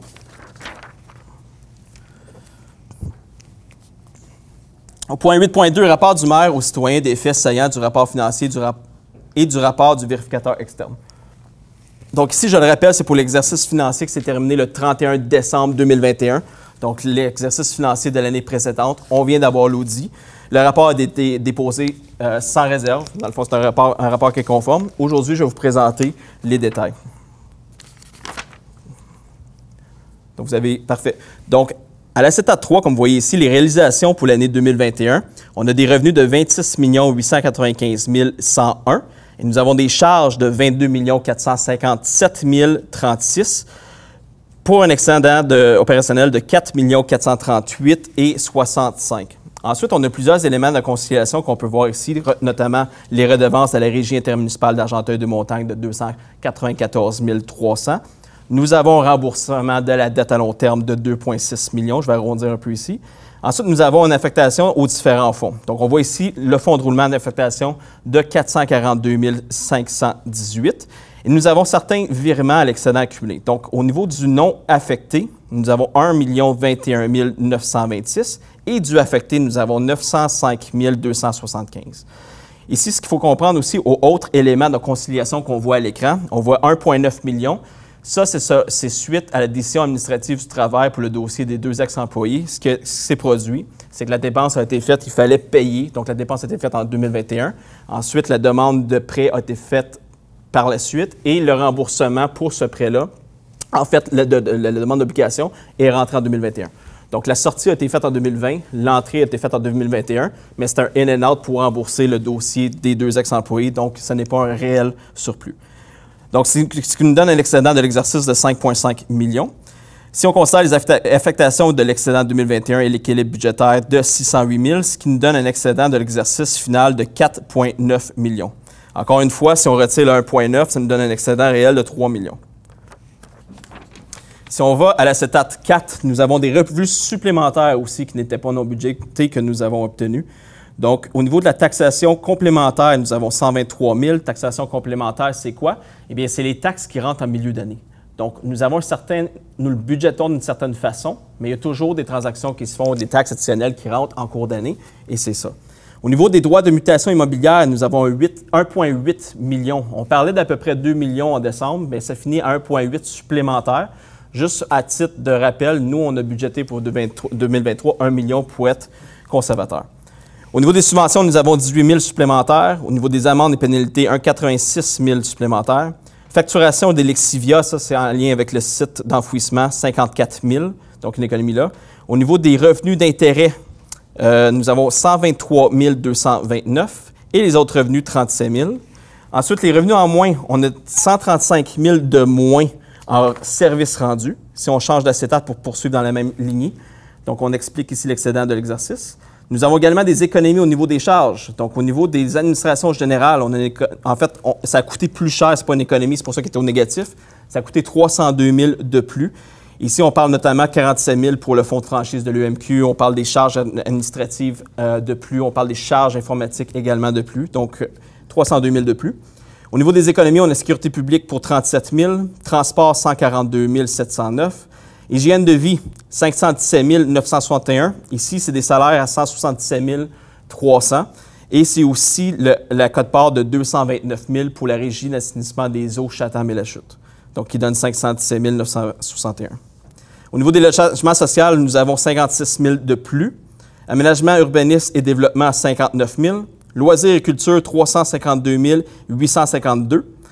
Frais financiers, c'est 223 830. Et autres charges, 58 936. On va être très honnête aussi, au niveau des économies, bien, la COVID, elle a beaucoup aidé. Il y a eu moins d'activités. On le voit au niveau des loisirs et culture. Bien, il n'y a pas d'activités, il n'y a pas de frais pour les activités, même si sont budgétés. Il n'y a pas de dons non plus qui sont faits aux organismes. Donc, il y a une grande économie à ce niveau-là. Au niveau des éléments de conciliation, nous avons 2 395 374, qui inclut aussi le point 9 qu'on a mentionné plus tôt, pour un excédent de l'exercice final de 5 549 039. Je vais éclaircir ce chiffre-là parce que c'est très important. Si on vient retirer le 1,9 million, nous avons 3,6 millions. Si vous vous souvenez, lors de ma présentation en décembre, nous avions projeté 3,7 millions. Donc, l'excédent projeté ici, incluant la conciliation, c'est exactement ce qu'on a annoncé en décembre. Donc, on était pas mal dans la lignée. Et ce qui est important aussi de mentionner, c'est qu'une grande partie de cet excédent-là est occasionnée, comme on l'a mentionné, par des revenus non récurrents. C'est la taxe de mutation. Donc, la taxe de mutation, les taxes supplémentaires qu'on a eu en mi-d'année, donc ça représente 1,6. Donc, si on retire ça, la marge de manœuvre n'est pas très, très élevée. Au niveau de l'acétate 6, excédent accumulé non affecté, nous avons un solde de début de période au 31 décembre 2020 de 2 800 000. Le surplus de l'exercice 2021 est de 5,5 millions, comme qu'on vient d'annoncer à l'acétate précédente, ce qui donne un excédent accumulé non affecté total pour 2021 de 8 409 975. L'utilisation au cours de l'exercice par résolution, donc c'est des résolutions qui ont été adoptées pour utiliser les excédents non affectés. On a une réserve point prévue de 300 000 qui a été utilisée. On a le fin de contrat pour la collecte des bacs bruns, bleus et verts à 122 835. On a également les services professionnels en informatique pour 100 000 On a le renouvellement des assurances générales à 22 200 Nous avons des affectations diverses, activités de fonctionnement à 476 591 Et ensuite, au virement vers l'excédent affecté. Donc, nous avons évidemment un poste budgétaire pour accumuler l'excédent non affecté. Ici, on envoie de l'argent vers l'affecté. On a affectations diverses à l'excédent de 45 219. Pour l'équilibre budgétaire de 750 000 ça, on l'a expliqué, on l'a fait aussi nous en décembre, c'est qu'on prend un excédent de l'année pour venir balancer le budget après. On a une préparation des prochaines élections, 30 000 ça, c'est 30 000 sur 4 ans. C'est le coût que ça coûte pour faire des élections. Vous savez, on a eu des élections dernièrement. On a préparation du prochain rôle triennal à 120 000, ce qui nous donne un excédent accumulé non affecté au 31 décembre 2021 de 6 442 830. Si on regarde dans l'acétate 7, excédent accumulé affecté, ici, c'est la comparaison entre les deux années, donc l'année 2020 et l'année 2021. Au niveau de l'équilibre budgétaire de l'année suivante, si on l'a dit, c'est 650 000, j'ai eu la misère avec celui-là, 750 000, qui a été alloué pour balancer le budget de l'année suivante. Avant, c'était 608. Ensuite, on a le développement des parcs industriels, 438 026. Études et avant-projet des règlements d'emprunt, 186 561. Programme d'économie d'eau potable, 166 456. Mandat d'évaluation, 362 195. Jusqu'à date, ça suit pas mal la tendance de 2020. Ensuite, nous avons des engagements, 14 439. Et autres, 739 715. Ça, il y a beaucoup d'argent du gouvernement pour la COVID qui est dans ce poste-là, qui donne un excédent accumulé affecté au 31 décembre 2021 de 2 667 392. Encore à titre indicatif, en décembre, on avait projeté 2 693 000, donc il y a 25 000 de différence. Donc, nous étions très proches dans nos prévisions. Je vais lire ce texte. Donc, planification à long terme relative à l'excédent accumulé, la continuité. Donc, une part importante du surplus provient de la perception des droits de mutation immobilière qui est circonstancielle et non récurrente. Donc, on ne peut pas se baser là-dessus pour balancer un budget. Les excédents des dernières années ont permis d'investir massivement dans les infrastructures pour supporter le développement et reprendre un certain retard dans le maintien des actifs. Poursuivre la stratégie d'augmentation du fonds de roulement afin de réduire le paiement d'intérêts tout en facilitant le processus administratif lié aux emprunts. Cette marge de manœuvre sera essentielle pour absorber l'augmentation des coûts d'exploitation des prochaines années avec la forte inflation que nous connaissons présentement. Et cet excédent nous aidera à absorber dans les prochaines années l'impact de l'augmentation des taux d'intérêt. Et c'est réel. On le voit, l'augmentation des coûts qu'on a actuellement, on voit l'augmentation de l'inflation, de l'IPC qu'on appelle l'augmentation des taux d'intérêt. La marge qu'on a actuellement va nous permettre de le combler ou d'essayer de le compenser pour ne pas nécessairement demander aux citoyens de le faire. Si on regarde au point 9, marge de manœuvre, donc encore un comparatif entre 2021 et 2020, nous avons un excédent accumulé non affecté de 6 442 832, excédent accumulé affecté de 2 667 392, le fonds de roulement 444 162 pour un total de 9 554 386. Autres disponibilités présentées dans les revenus reportés, on a un fonds pour fonds de parc. Dans le fond, les parcs et terrains de jeu de 38 470. Ça, je vais être très honnête, c'est pas très, très élevé. Ensuite, on a des redevances carrières sablières de 456 109. Donc, à l'acétat 10, on va commencer à présenter les projets. Donc, il y a 13 621 221 qui a été investi dans l'ensemble et c'était sur 75 projets. Donc, à l'acétat 11, 31,4 des investissements ne sont pas à la charge de la Ville. Donc, la dette à long terme, c'est 63,6 Le fonds de roulement, c'est 5 mais les autres financements, c'est 31,4 Donc, il y a 31,4 qui n'est pas à la charge du citoyen, si on pourrait dire. Donc, on parle de subventions qui représentent, sur le 31 on parle 29 de subventions. Le reste, c'est les promoteurs qui l'absorbent. On le dit, le promoteur paye les infrastructures. À l'acétat 12, endettement à long terme. Donc, la dette à long terme 2021, 39 175 000.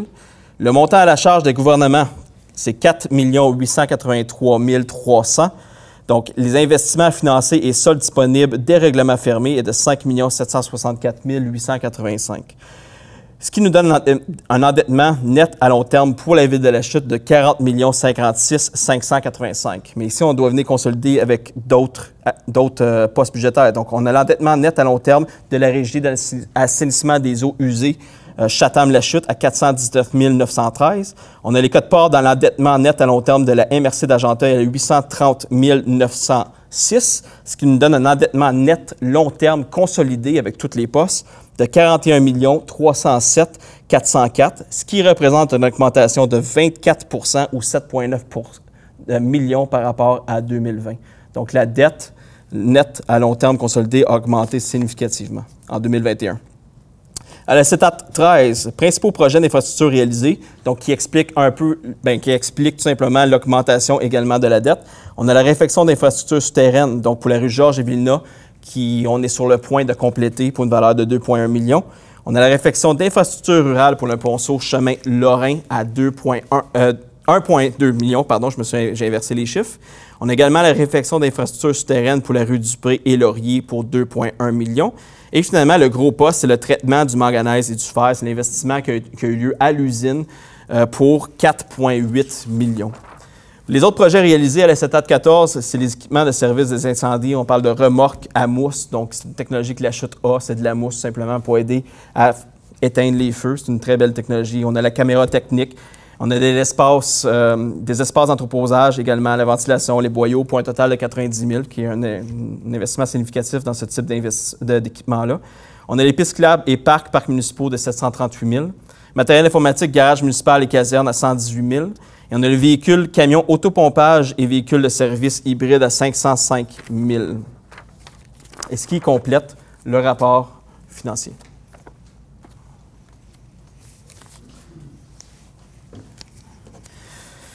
Donc, au point 8.3, résolution relative à la diffusion des faits saillants du rapport financier et du rapport du vérificateur externe. Est-ce que j'ai proposeur?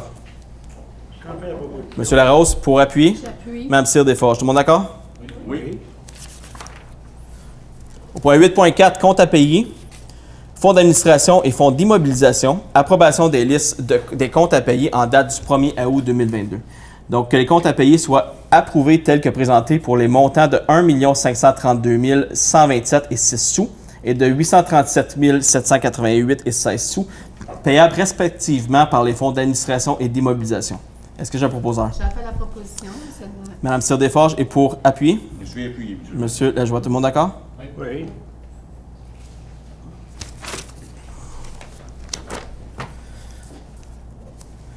Au point 8.5, augmentation du budget de la réserve pour imprévus et des postes budgétaires de l'essence pour l'année 2022. Écoutez, je l'ai dit en décembre, je l'ai dit en janvier, je l'ai dit en février, vous êtes tous à même de constater aussi que l'essence coûte énormément plus cher qu'elle coûtait il y a un an. Il y a également des dépenses imprévues, les coûts des matériaux aussi ont augmenté, donc on vient ici affecter une somme supplémentaire pour ces deux raisons-là. Donc une somme supplémentaire de 100 000 $ de la réserve pour imprévus 2022, le tout en provenance de l'excédent accumulé non affecté, et une somme supplémentaire de 200 000 $ au poste budgétaire de l'essence pour l'année 2022, le tout en provenance de l'excédent accumulé non affecté. Est-ce que j'ai un proposeur? Je vais en faire la proposition, monsieur. Monsieur Lajoie pour proposer et pour appuyer. Je vais appuyer la proposition. Madame Gravel, tout le monde d'accord? Oui. Il n'y a rien au point 9. Donc, 10.1, dépôt du certificat quand la procédure d'enregistrement tenue les 25 et 26 juillet 2022 concernant le règlement 2022-856. Ici, c'est pour un emprunt, une dépense de 800 000 $. C'était pour les travaux de réhabilitation, pardon, je me suis trompé dans le mot, des puits. C'est les 10 puits que nous avons. Donc, on a déjà parlé, c'est 800 000 $. On n'a reçu aucune demande suite à la consultation. Donc, ici, on peut considérer que le règlement est réputé et approuvé par les personnes habiles à voter. C'est un dépôt. Au point 10.2, adoption du règlement amendant le règlement de zonage numéro 2013-739 afin de permettre les immeubles de 140 logements dans la zone CV 320 et d'agrandir la zone à même une partie de la zone CV 319. Ici, c'est les deux blocs de 70 étages qu'on a mentionnés à plusieurs reprises. 70 étages. 70 étages, 70 logements, c'est une longue soirée, hein? 70 logements. Là, il faudrait faire un PPC moi. 70 logements, pardon, deux blocs de 70 logements pour vous donner un 140. Merci de me corriger, équipe. Est-ce que j'ai un proposeur? J'en fais la proposition. Madame Gravel pour proposer et pour appuyer. Je vais appuyer. Madame Filiatro. Tout le monde d'accord? Oui. Comme ça, oui. Oui, c'est ça. Au point 10.3, amendement du règlement sur les PPC-MOI numéro 2015-768 afin de prévoir les dispositions pour les usages H3 habitation multifamiliale et H5 projet intégré d'habitation. C'est le point 3.1 de la consultation publique. On n'a pas nécessairement eu de questions tantôt, donc on venait adopter la résolution. Est-ce que j'ai, au point 10.3.1, adoption d'un second projet de règlement? Proposeur? Je vais en faire la proposition. Madame Filiatro est pour appuyer. Je vais l'appuyer. Monsieur David, tout le monde d'accord? Oui. Au point 10.4, amendement du règlement de zonage numéro 2013-739 afin de modifier le paragraphe 2 des articles 3.3.2, logement accessoire, et 3.3.2.1, logement intergénérationnel. Avant d'expliquer, j'aurais besoin de quelqu'un qui donne l'avis de motion pour le point 10.4.1. Monsieur David, merci. Avant de faire le dépôt et adoption d'un projet de règlement, ici, on vient tout simplement s'assurer qu'il n'y a pas d'ambiguïté dans le règlement. Vous savez, on a adopté un nouveau règlement pour permettre les maisons intergénérationnelles. Puis il y avait une certaine ambiguïté pour le logement accessoire. Est-ce que c'est permis à 60 mètres carrés pour le bi ou l'uni et tout? Donc, on vient s'assurer qu'il n'y a pas d'ambiguïté. Alors, on vient retirer l'obligation de 60 mètres carrés pour le bifamilial, mais on vient le garder pour l'unifamilial. Donc, c'est clair maintenant. Proposeur. Monsieur Larose, et pour appuyer? J'appuie. Madame Cyr-Desforges, tout le monde d'accord? Oui. Au point 11, ressources humaines, 11.1. Dépôt du rapport aux membres du conseil municipal concernant l'embauche de personnel temporaire, service de sécurité incendie. Donc, c'est pour répondre à des besoins opérationnels, c'était des embauches temporaires, mais on vient confirmer l'embauche permanente dans une autre résolution ce soir. Donc, on parle de Mathieu Gervais d'Anfous, Éric Monette, Antoine Gagnon et Jacob Sinotte, tous pompiers. C'est un dépôt. Au point 11.2, dépôt du rapport aux membres du conseil concernant l'embauche de personnel temporaire au service des travaux publics. Donc ici, c'est Benoît Raymond qui sera employé temporaire journalier. C'est un dépôt. Au point 11.3, dépôt du rapport aux membres du conseil municipal concernant l'embauche de personnel temporaire, service des loisirs, de la culture et de la vie communautaire. Donc, pour ce qui est d'employés étudiants animateurs de camp de jour, nous avons Élodie Lajoie. Employé étudiant entretien de la piscine du parc Ayers, nous avons Jules Poulain, Gabriel Alexis Rochon et Léo Desrochers. Et employés étudiants, ouvriers des parcs, des jeux, Jérémy Richer et Martin Rochefort. Bienvenue dans l'équipe. Donc, c'est un dépôt. Au point 11.4, nomination au poste de pompier. Donc, je viens de le dire, donc on vient confirmer l'embauche de ces pompiers. Donc, je rappelle que c'est Mathieu Gervais d'Anfous, Éric Monette, Antoine Gagnon et Jacob Sinotte qui seront à l'embauche à date du 7 août 2022. Est-ce que j'ai un proposeur? Je t'offre la proposition. Mme Desforges, et pour appuyer? Je vais appuyer. M. Lajoie, tout le monde d'accord? Oui. Le point 11.5 a été retiré, on l'a mentionné tantôt. 11.6, autorisation de signer la lettre d'entente entre le syndicat canadien de la fonction publique, section locale 2188, Col-Blanc et la Ville de la Chute. Ici, c'est pour la création d'un poste de planificateur des services de travaux publics. Non, on l'avait repoussé, celui-là. Pardon, c'est moi qui s'est trompé. C'est pour l'embauche de M. Léonard Marchand à titre d'employé de statut temporaire. Merci de me corriger une deuxième fois, équipe. Donc ici, c'est pour la période de 25 juillet 2022 au 25 juillet 2023. C'est pour nous aider au niveau du département d'urbanisme. Donc Léonard Marchand a déjà beaucoup d'expérience ici à l'urbanisme de la Ville de la Chute. Est-ce que j'ai un proposeur? Je vais en faire la proposition. M. Lajoie, et pour appui? J'appuie la proposition. Mme Gravel, tout le monde d'accord? Oui.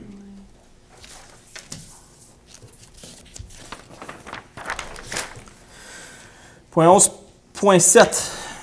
Autorisation de signer la lettre d'entente entre le syndicat canadien de la fonction publique et section locale 2188, Col-Blanc et la Ville de la Chute. Ici, c'est pour la création d'un poste régulier de technicien, communication et réseaux sociaux. Est-ce que j'ai un proposeur? J'en fais la proposition. Mme Gravel, et pour appuyer? Mme Filiatro, tout le monde d'accord? Oui. Au point 11.8, autorisation de signer la lettre d'entente entre le syndicat canadien de la fonction publique, section locale 2211 et la Ville de la Chute. Donc ici, c'est pour signer la lettre qui a comme titre « Plan de développement des compétences à la division du réseau d'aqueduc et des coûts ». Est-ce que j'ai un proposeur? Mme Filiatro, et pour appuyer? Oui, je vais appuyer. Monsieur David, tout le monde d'accord? Oui.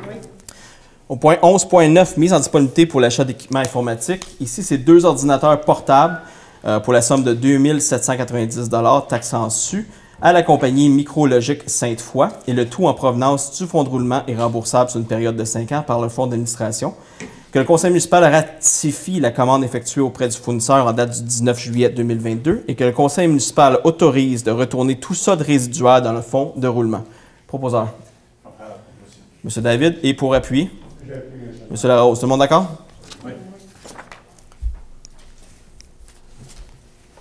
Au point 12.1, approbation de dépenses selon les modalités établies dans le cadre de programme d'aide à la voirie, volet redressement et accélération. Donc ici, la Ville de la Chute a pris connaissance et s'engage à respecter certaines modalités dans le volet de ce programme.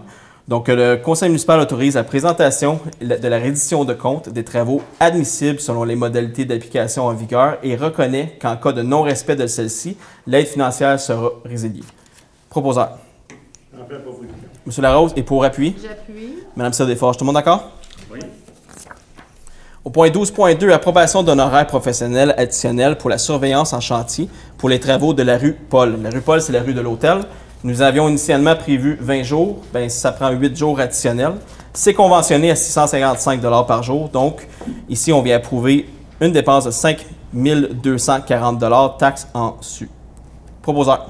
Je vais en faire la proposition, monsieur. Monsieur Lajoie, et pour appuyer? Je vais appuyer. Mme Gravel, tout le monde d'accord? Au point 12.3, approbation d'honoraires professionnels additionnels pour les travaux de réfection des rues Georges et Evelina. Donc ici, un peu comme le point précédent, donc c'est des surveillances additionnelles. 25 jours conventionnés à 630 $ par jour. Donc on parle ici d'un montant de 15 750 $, taxes su, payable par le règlement d'emprunt 2021-838, tel commandé. Proposeur. J'en fais la proposition. Mme Gravel, et pour appuyer? Mme Filiatro, tout le monde d'accord? Oui. Au point 12.4, autorisation de présenter une demande d'aide financière selon les modalités établies dans le cadre du programme d'amélioration et de construction d'infrastructures municipales PRACIM. Donc ici, la Ville, on décide de faire une demande d'aide financière pour nous aider avec le projet de système de captation des gaz d'échappement qu'on a discuté il y a plusieurs séances. Donc c'est quoi? C'est pour la caserne de pompiers. Actuellement, la CNESST nous oblige d'avoir un système de captation des gaz pour évidemment protéger nos employés. Lorsque les camions entrent et reculent, il y a des gaz d'échappement qui restent dans la bâtisse, on vient protéger nos employés. Par contre, c'est un projet qui est très dispendieux. Donc, on vient tout simplement demander une aide financière pour nous aider. Proposeur. Je vais en faire la proposition. Mme Filato est pour appuyer? Je vais l'appuyer. Monsieur David, tout le monde d'accord? Oui. Au point 12.5, adjudication du contrat pour les travaux de réfection et de pavage de l'avenue Béthanie entre la rue Carrefour et le boulevard Christini.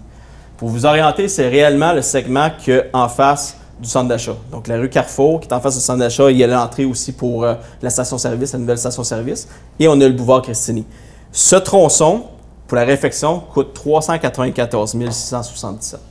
C'est important de le mentionner parce que lorsqu'on dit que c'est difficile pour une petite municipalité comme la nôtre, une ville-centre, avec des vieilles infrastructures qui ont mal été investies, qui ont mal été entretenues, de venir rattraper ce retard-là, mais vous voyez juste un petit tronçon de route sur Béthanie nous coûte près de 400 000 $. C'est énorme, c'est difficile pour nous, les petites municipalités, d'y arriver et c'est la preuve tangible qu'on a aujourd'hui. On doit le faire. Donc, le conseil municipal adjuge à Uniroc Construction le contrat pour les travaux de réfection de pavage de l'avenue Béthanie entre la rue Carrefour et le boulevard Christini au montant de 397 667, taxes en su, le tout conditionné à l'approbation du règlement d'emprunt 2022-855 par le MAMACH, donc le ministère de l'Habitation, et à son entrée en vigueur. Est-ce que j'ai un proposeur? Monsieur David est pour appuyer. Monsieur Larose, tout le monde d'accord?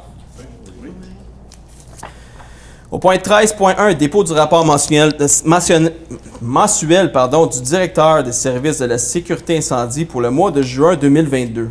Donc, pas un gros mois, 37 interventions. Pour vous mettre en contexte, en juin 2021, nous avions 32 interventions, mais quelques petites différences. Donc, au niveau des accidents de la route, nous avons eu trois interventions sans désincarcération, 6 interventions pour les dangers publics des fils réseaux électriques et 2 interventions pour Bell et Vidéotron. Ça s'appellera l'épisode des grands vents en mai, donc c'est un résiduel de ça.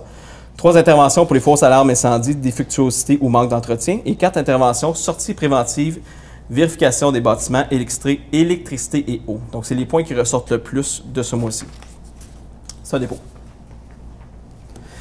Au point 14.1, dépôt du rapport des permis et inspections du mois de juin 2022.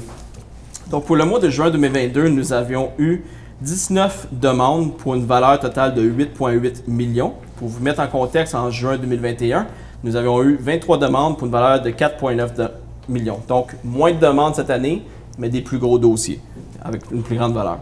Ensuite, au niveau des permis de transformation, de réparation ou de rajout, nous avons 63 demandes pour une valeur de 3,4 millions. Et vous mettez en contexte encore une fois, 99 demandes en 2021 pour une valeur de 1 million. Donc encore une fois, beaucoup moins de demandes, mais des grands dossiers plus complexes. Donc ce qui veut dire qu'on a à peu près 32 % moins de demandes, mais on a 105 % de plus en valeur construite pour le mois de juin 2022. C'est un début.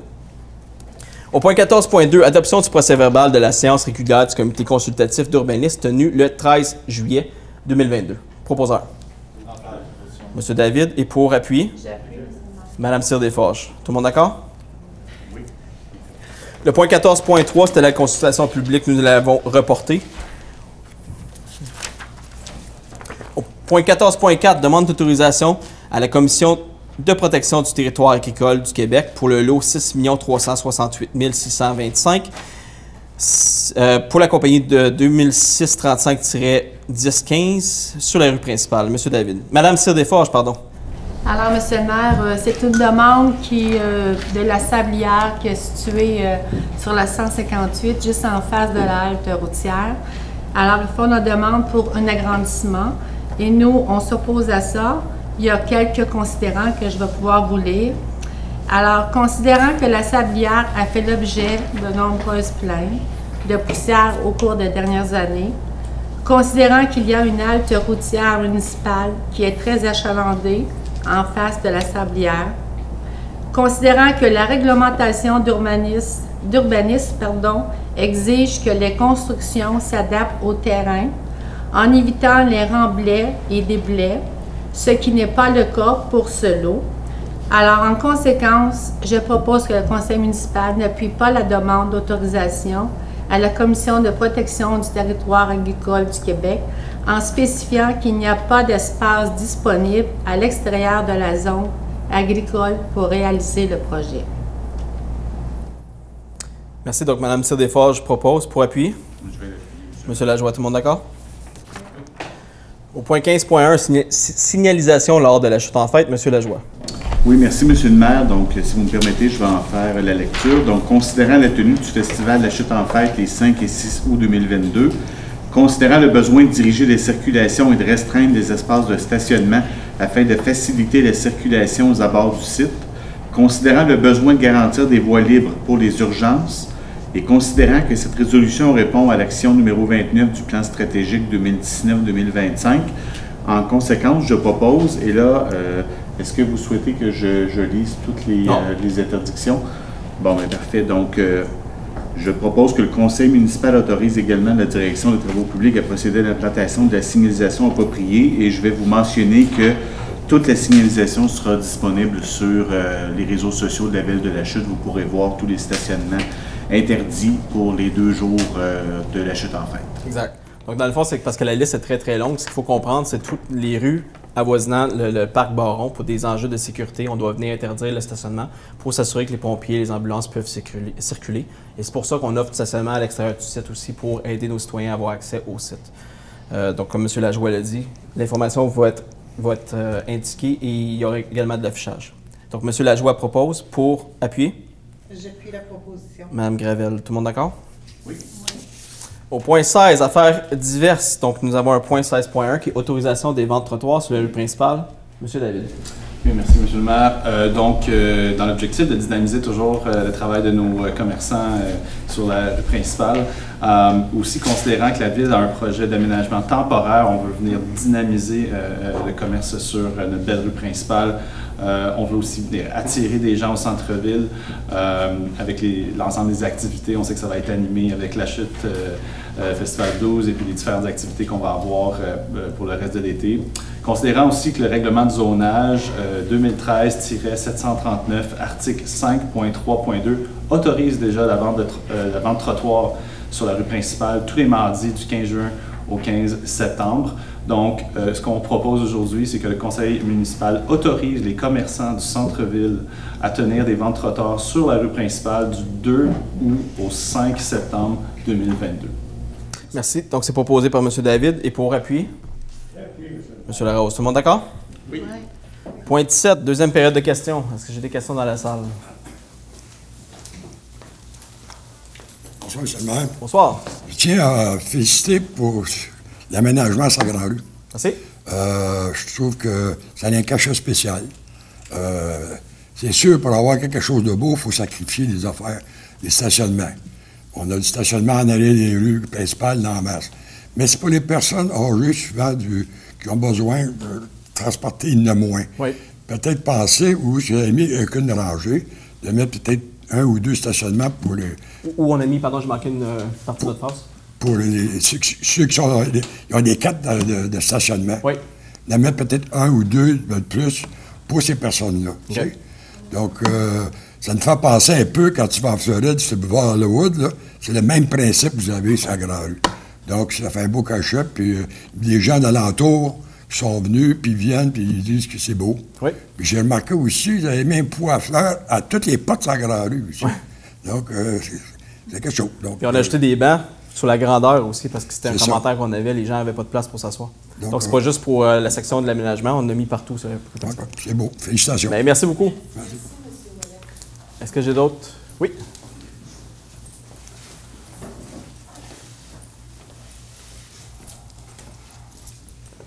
Bonsoir tout le monde. Bonsoir. D'abord, félicitations pour l'aménagement au centre-ville. Ça donne une dynamique tout à fait différente, puis c'est vraiment bien. Merci. Petit point, je ne veux pas revenir sur la discussion de tantôt concernant la fameuse carrière, mais il y a un point commun qui s'appelle la 329. Ça fait maintenant 12 ans que je suis résident de La Chute.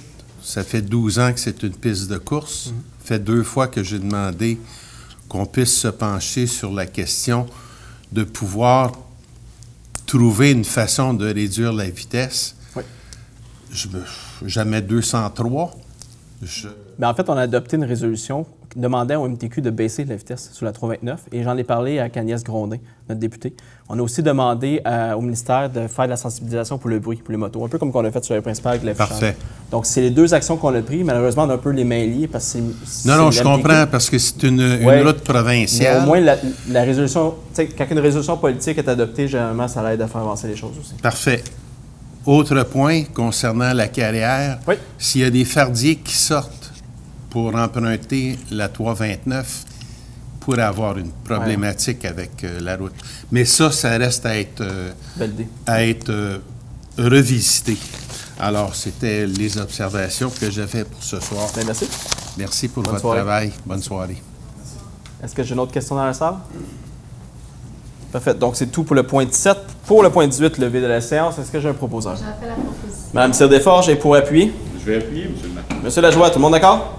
Oui. Je pense que oui. Hein? Merci, bonne soirée.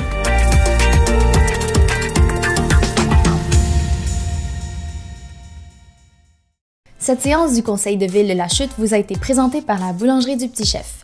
Vous êtes à court d'idées pour vos repas? Venez voir les suggestions que notre chef cuisinière vous a préparées. Le Petit Chef, Félix Marcoux, ainsi que son personnel seront heureux de vous accueillir.